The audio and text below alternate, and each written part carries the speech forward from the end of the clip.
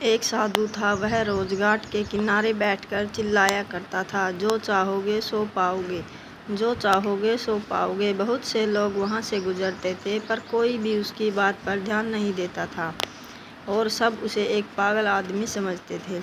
एक दिन एक युवक वहाँ से गुजरा और उसने उस साधु की आवाज़ सुनी, जो चाहोगे सो पाओगे, जो चाहोगे सो पाओगे।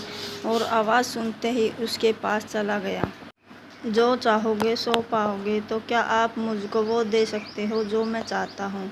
साधु उसकी बात को सुनकर बोला, हाँ बेटा, तुम जो कुछ भी चाहता है मैं उसे ज़रूर दूंगा, बस तुम्हें मेरी बात माननी होगी। लेकिन पहले ये बताओ कि तुम्हें आखिर चाहिए क्या?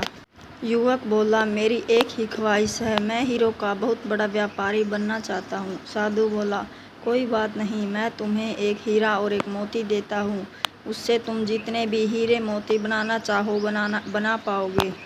और ऐसा कहते हुए साधु ने अपना हाथ आदमी की हथेली पर रखते हुए कहा, पुत्र, मैं तुम्हें दुनिया का सबसे अनमोल हीरा दे रहा हूँ। लोग इसे समय कहते हैं।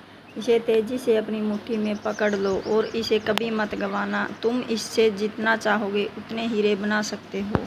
युवक अभी भी कुछ सोच ही रहा था कि साधु उसका दूसरी हथेली पकड़ते हुए बोला, पुत्र, इसे पकड़ो, यह दुनिया का सबसे कीमती मोती है। लोग इसे धैर्य कहते हैं।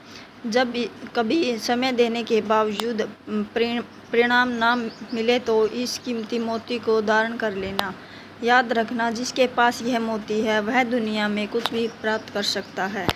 युवक गंभीरता से साधु की बातों पर विचार करता है और निश्चय करता है कि आज से वह कभी अपना समय बर्बाद नहीं करेगा और हमेशा धैर्य से काम लेगा। और ऐसा सोचकर वह हीरो के एक बहुत बड़े व्यापारी के यहाँ काम शुरू करता है और अपनी मेहनत और ईमानदारी के बल पर एक दिन खुद भी हीरो का बहुत बड़ा व्यापारी बनता है। फ्रेंड्स, समय और धैर्य वह दो हीरे मोती हैं जिनके बल पर हम बड़े से बड़ा लक्ष्य प्राप्त कर सकते हैं। अतः ज़रूरी है कि हमें अपने कीमती समय को बर्बाद ना करें और अपनी मंजिल तक पहुंचने के लिए धैर्य से काम लें।